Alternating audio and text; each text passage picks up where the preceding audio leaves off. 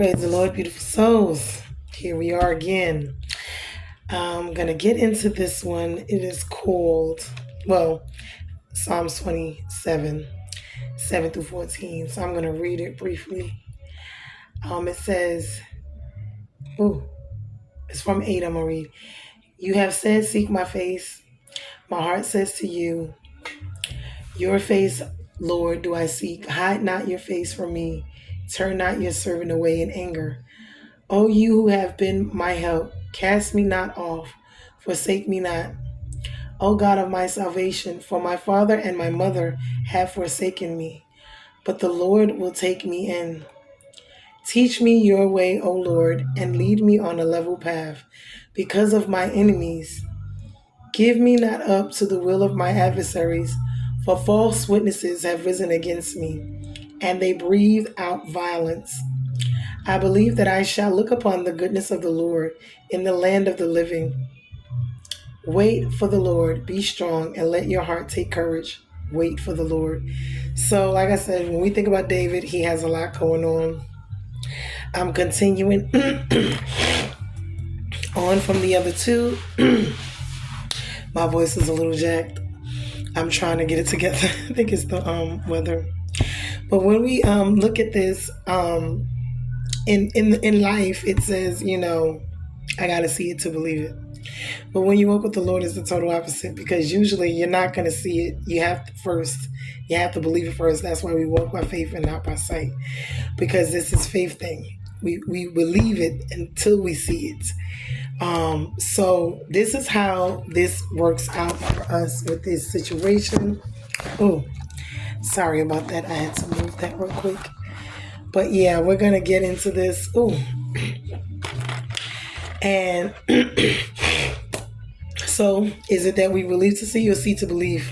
Like I said, when you're walking with the Lord, you believe until you see. So now, like I said, when it comes to David, between Absalom and Saul, Absalom is his son.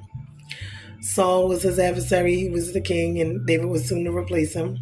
And he knew it, and he wanted to kill him. Mind you, he was Saul's son-in-law. He was married to Saul's daughter, and also Jonathan, who was Saul's son, was also David's best friend. So when we look at this, it's a really weird, crazy situation all around, and we got to see, because I looked up some things, right? And it was talking about, okay, hold on. It says, have you ever fainted? The psalmist discovered a way to keep from fainting. He said, I would have lost my heart. I mean, he would have fainted. But when we think about fainting, because I looked up fainting, and it has several definitions, but I'm going to read this one. Fainting, meaning physically tired or hungry. Fainting, meaning suddenly change in position, or a sudden change in position. It's physical exhaustion, it's discouragement, it's weariness of spirit and heart. It's being overwhelmed by life's challenges. Now, when we think about these things, because this is where David was, he was feeling faint. He wants to see the goodness of the Lord, meaning here, before he leaves here. Why? Because that means he's waiting to see it. He's waiting for that because of the trials and tribulations he's going through in his life. He's waiting on God. So he's believing it until it happens. Because all of these dark things that are going on around him, he felt forsaken sometimes. And that's the way we feel at times and this is why they say faint not. You're supposed to, right, faint not. Why? And then even when you do, or when things like that going on, God will give you rest. You see what I'm saying?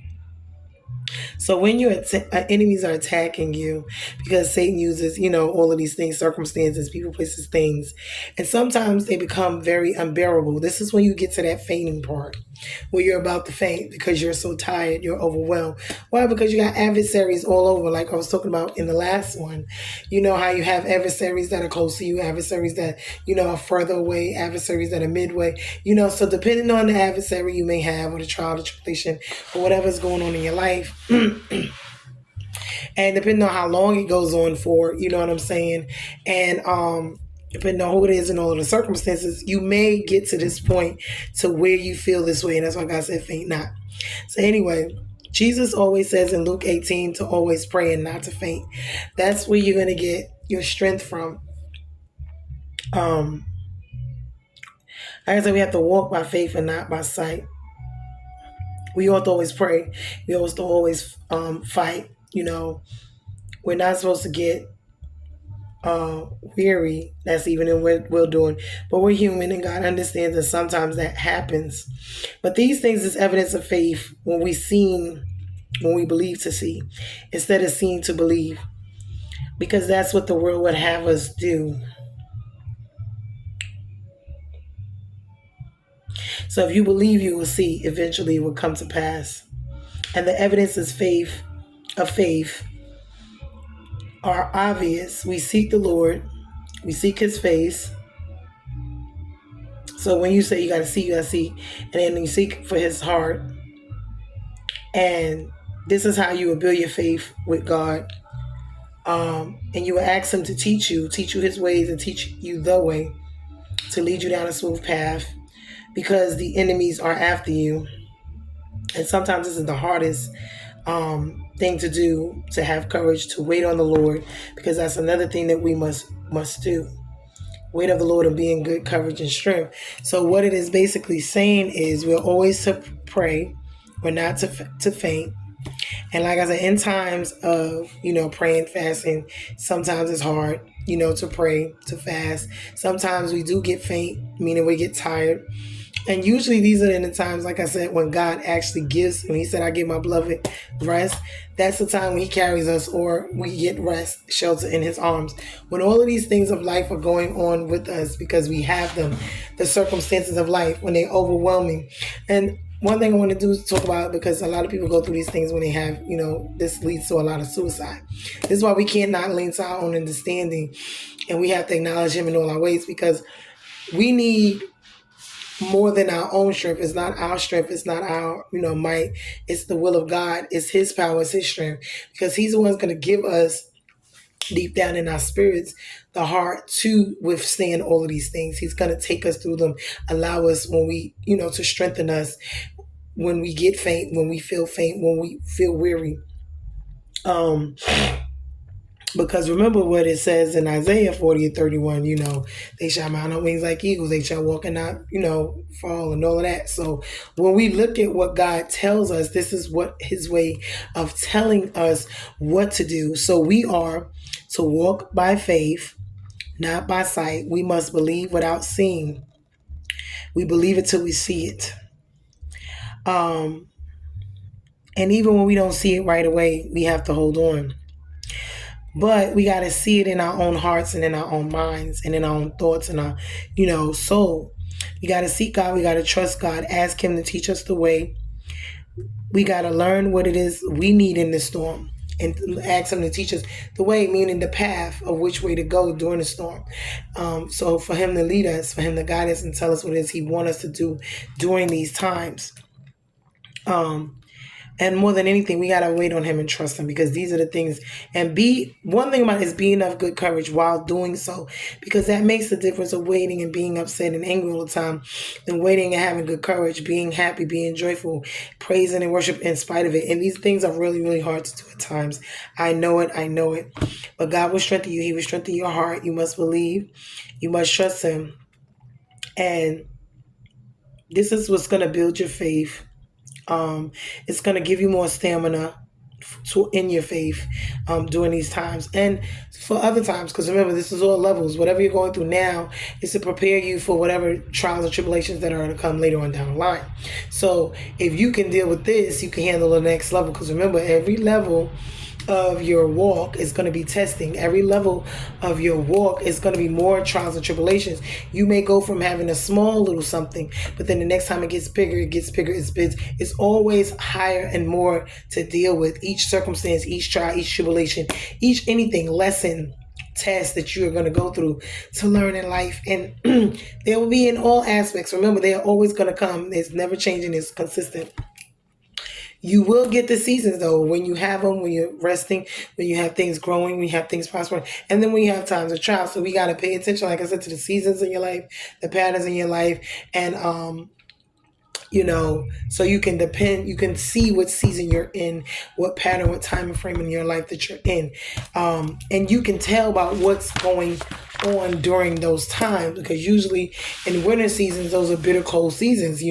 Those are seasons when nothing is growing. Like, I've said this before, nothing's happening. But then you have the planting season where you're digging, you're constructing, you're coming to new transition. And then you have it when you're actually built and it's starting to grow and it's starting to, form and take shape and do something. So we got to pay attention. Then there's times when there's overflow, the blessings, when it's coming, it's here, and, everything's well. So we got to pay attention to each and every season, each and every pattern, and what all is going on in your life. But more than anything, and I know it's hard not to faint. Don't get me wrong, because we faint, we go through things. I mean, life, even with just praying and studying, and because we have lives here that we have to, although our lives are spiritual, we're natural, we still have to live here, work, and do all these things. But God's grace is so graceful. He has grace and mercy for us each and every day, and He is patient. He waits, and this is why we also have to wait, because God waits on us. So we have to wait, on Him, because although we get it wrong all the time, He waits on us to get it right. You know what I'm saying? And He doesn't give up on us, and He's gracious, and He's loving, and He's kind, and He has mercy. But I love the part when He said, when all my adversaries are around me, when the witnesses have risen against me, when they lied on me, when, when it's fear and false witness, and it's becoming violence, meaning when people have lied on you and it gets to a point where they're ready to fight you, or violence is ready to come at you because of, whatever is going on. And it is so sad, but this is the world, that we live in, and that's why He said, I believe that I shall look upon the goodness of the Lord in the land of the living, right? Because who wants to go through all of these things all of the time and never see the land of the goodness of the Lord in the land of the living here every day, and that's what Christ came. He died so we can have life and life more abundantly right here on earth. So although we're going to die and go to heaven and get things, that we're still supposed to have a life, and it's not about riches and gold. We're talking about, mentally stable, emotionally stable. Yes, it also includes financially stable, physically stable, and more than anything, spiritually stable and in tune with God, and having that connection with Him, and learning and growing with Him in every aspect of our lives, and so, but waiting, oh my God, waiting is really, really hard sometimes, because it's like, and I tell people this because although I have to wait, and I hate waiting, oh my God, and I feel like that is the one thing that He, they say patience, patience have His perfect work in your life, and meaning to work everything out in its direct timing, because timing is everything, and God, He uses time, because He doesn't work in our time. He's our time. Remember, we're the ones that have time. We have time limits. God doesn't live in time. He doesn't work in time. He's on His own timetable. So we just have to, wait on Him in His timing for whatever it is to manifest that's in the spiritual and the natural, while we're praying for restoration of our families, of our lives, while we're praying for healing in our lives and our families, or whatever, while we're waiting and we're looking and we're watching for the situations and circumstances in our life, and we're holding on and trying not to faint, and having faith and believing, even though we're not seeing, and seeing in our minds and in our hearts, and people telling you all these things. But we must understand, we must stay right there, be encouraged. We must go to God when we're feeling like forsaken. It keeps talking about when your mother and your father have forsaken you, when everyone has just basically turned their backs, on you, whether it's your family, your friends, your job, your career, whatever, your spouse, whatever it is, and it looks so bleak, it looks so evil or down and gloom, and there's nothing sprouting, growing in the winter season, and everyone around you like, oh, just throw in the towel, give it up, like the Job seasons. And you just got to know, you got to trust God, and you got to stay in faith, because although these people may say, oh, it's over, you're finished, it's done, God is not done, and He's not finished yet. And this is why people come from nothing and rise up to everything, because the one you thought wasn't, this is how this goes. So we must be very, mindful I would say, of what's going on. But you can't take counsel from people, especially ungodly people. God tells us about taking ungodly counsel, because although they may seem well, but the ways of the world is not the ways of the Lord. So it's like they can tell you something in hindsight. In the world it may make sense, but in God's kingdom, in His realm, it makes absolutely, it goes against everything that God stands for, because it's not what is His will, is not what, His ways are. So we have to be very careful with that. So when people tell you, oh, go get money this way, go do this way, go to God, because God has your answers for you, and He's the only one that can tell you about your life. People cannot do that for you. They cannot advise you like that. And remember, seek godly counsel, and when you walk in counsel of the godly, you got to make sure you know that too. It helps. But you got to seek His face. And like I said, even with me, myself, like right now, I don't be around a lot of people because my spirit is very sensitive in a lot of things, because I'm transitioning. I can't take along with me. I have to, God is purging. He's sifting me. He's taking out all of the bad in me, and getting the good and mixing it, and just kind of making, me over into what His image is. That's what He does. And He'll break you down, and He'll get everything gone. He'll strain you out, get all the wicked, evil stuff, and then take the others. And sometimes He'll use it, the good, because He uses the good and the bad. And He works it all out for our good, no matter what it is. The devil, he uses people, places, and things to do certain things, to get under your skin, to say, and have you in circumstances and tribulations. But we all know that all things work for the good of them that love the Lord and call to His purpose. So we already know that when you walk with the Lord, no matter what the enemy does, other people do, it's still going to work out and be for your good in the end. And usually they'll figure that out later on down the line. They thought what they did to you was going to be for your bad, and then God used it and turned it around for your good. So it's like, and then they be angry about it, because it's like, oh, well, I thought she was going to be this, that, and the third, and I did everything in my power for her not to this, and then she still, because that's God. It has nothing to do with you, honey. It has nothing to do with you. Why? Because if God says, regardless, if His path is for me to do this, and that's what it is, and that's for anyone, then that's what it is. And no one's going to stop what God has for you in your life. The will of God in your life. No one can stop that, because even we make decisions, and God will reverse it around and fix it, and make it where it's like a drawbridge. You walking in the wrong direction, and then He puts the drawbridge down, and guess what? Boom, to let you walk across safely, even though you didn't even know you were in harm's way. It's like, you see, but I thank you, Lord. I hope that this really, this message bless someone, because I have found myself, you got to have confidence. You got to have joy. You got to have, and I'm, walking in that. It's like at times I'm upset, I'm hurt, but I got to know and see even myself when I'm going through these things, that it's not the end of the world. Eventually this too shall pass.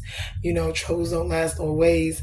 And I have to still get up and still, people think you get up and your life is wonderful, it's perfect each and every day. And it's not. You go through things, but you just cannot stay there. You have your time, you cry, you weep, over it, and you have a time of mourning. We all do, for whatever is going on, but you can't live there. You can't stay there. Eventually you have to get up, pick yourself up, and you have to move forward. So I really hope that this bless someone. I hope that this, really help in just so many different ways, because we're all living in this world, and we're going through so much in life, and we're trying to learn and, just figure it out. And we need answers. And that is what I'm doing. I'm seeking. I have questions, and I'm seeking these answers. And I'm asking God. I'm not going to man and people. I'm going to the scriptures. I'm going to God. I'm having prayer. I'm fasting. I'm doing what I need to do, because guess what? He's the only one that has the answers for me. He the only one that have the answers in my past, my present, and my future. Man don't know that. They can assume, they can only give me opinions, but the factual actual matter of, no, they can't, they don't even know their own lives and their own self. These people give all this advice, and their lives be in a shambles themselves, and it just be a hot mess. They think they know so much, they think you're stupid, like I said before. Allow them to think that, allow them to think you're nothing, you're stupid, you're this, you're that. That's their opinion. Let them do that, because, that's not for you to do. But you hold on to God and His, what He has for you. and you go into that, and let him guide you, let him train you, let him teach you, let him show you where you need to be, what you need to be doing, how do you need to be thinking, operating in your gift, your talent, your life, in every capacity, in your spiritual, in your mental, in your ministry, on your job, your work, your children, your family, your friends, just, and it's not to say you're going to be perfect, because and we're all going to fall and stumble because we're learning, but we're not intentionally seeking to be out there and be evil and wicked and just do things. We're not just out there, because some people are like that. I was talking about dysfunction and dysfunctional family. Some people can't live without, dysfunction. They can't live without drama. They can't live, and that's just how they are. And if and when they don't have it, they're not happy. They don't know how to be peaceful or peaceable. And you got to understand, people come from different backgrounds and different things. So their spirits, their general curses, they're different things. And you got to be careful too. When you marry into people, you marry those things too. When you have sex with them, sleep with them, when you're in a relationship, you also, inherit those generational blessings and or curses from these people. So if you already have your own issues and you get with people and they have stuff and you don't know and they don't know because you haven't, neither one of you have researched it, we wonder how we end up getting with someone. And in the beginning, it's so wonderful. And then once you get to know them a little further down, it's a total disaster because you didn't know enough about each other. You didn't know enough about yourself for the first part, which is what you need to do to even actually think or consider with being with someone, because it's a lot about yourself that you just honestly did not know, that you did not investigate you and get to know you enough, because we're so big on, trying to deal with someone, be with someone. It's all about them. And this is what this world is about. When you can't even focus on you, think about you, discover you, investigate you, have a relationship with you, deal with you first. You know what I'm saying? Before you go out into all of this other stuff, because before you can heal and get yourself right, you can't really be in a relationship. You can't really have, even when it comes to parenting, these things that are inside of you and the good and the bad, they affect you. And not only they affect you, they affect others, your family, your friends, your choices, your decisions you make in your life. You don't think about it, but it does. It affects you and affects the others, your family, your friends, everything that goes on with you, especially the ones closest to you.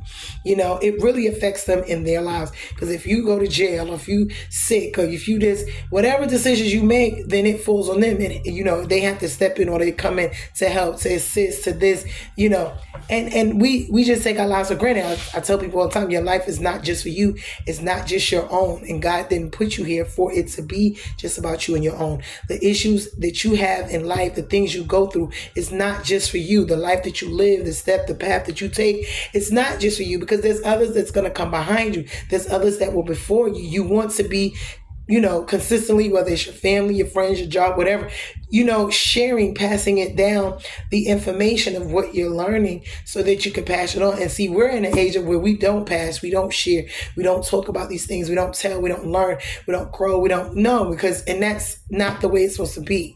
And that's whether it's your family, your children, your spouse, your mother, your father. That's also when it comes to knowledge about the world, about life, and when we know stuff, we should tell each other so that the other person doesn't come behind you and do the same exact thing. We should want to help naturally each other, but we're in a world to where that's the total opposite, and it is spiritual, because Satan doesn't want you to know anything. He want to keep you asleep, broke, going through changes, not knowing anything about anything, so that those are the people that they prey upon. People who don't have knowledge of anything.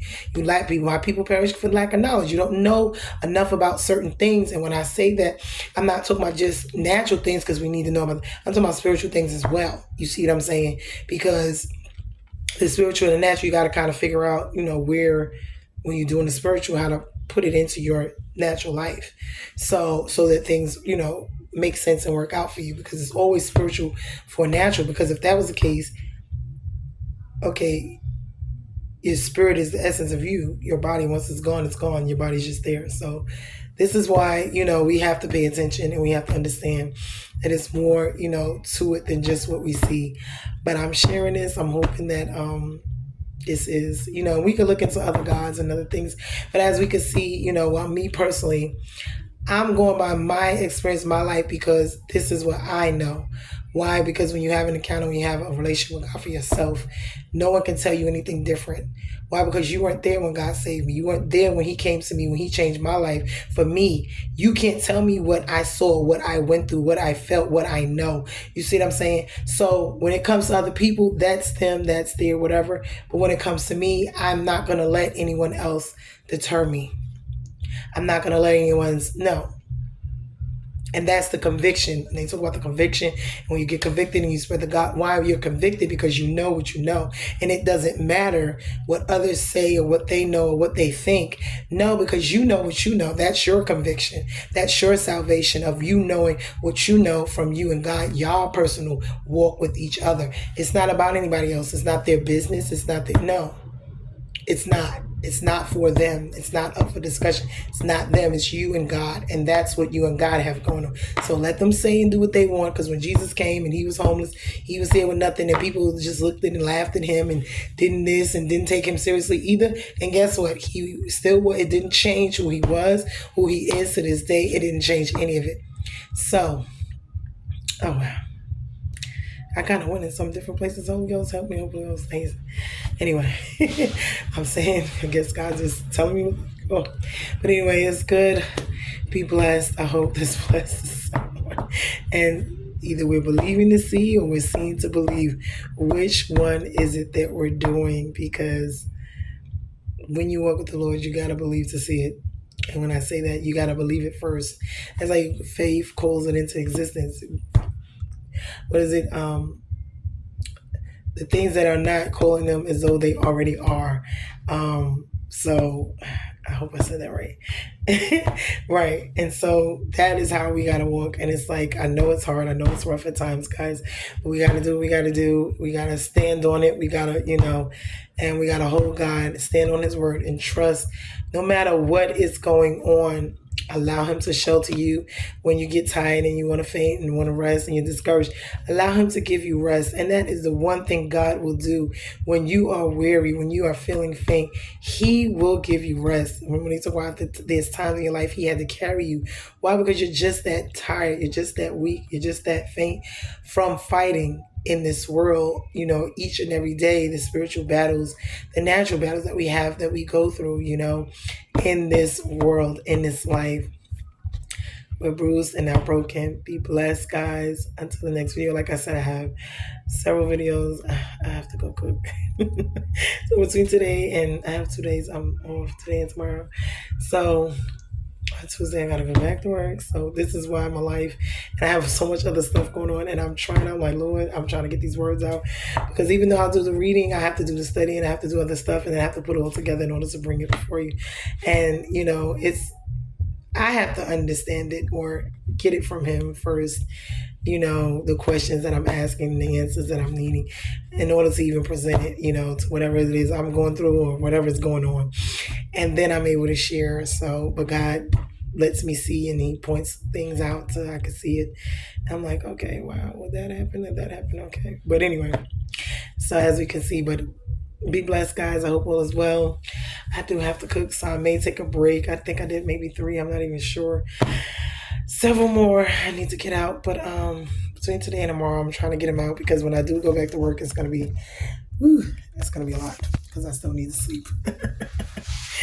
Anyway, I hope all is well. I hope everyone's blessed. I hope everyone, things are going well for you guys, your family, your friends, your careers, everything, and let's just encourage one another and give each other grace, and mercy, and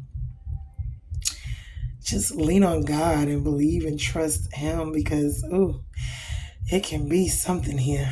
I mean, this past week or two, just so much been going on in this world, and I try not even to keep up with it, but at times you just have to, stuff just come about that just gets to be ridiculous. But anyway, we are bruised and not broken. We are blessed, and blessed to be a blessing.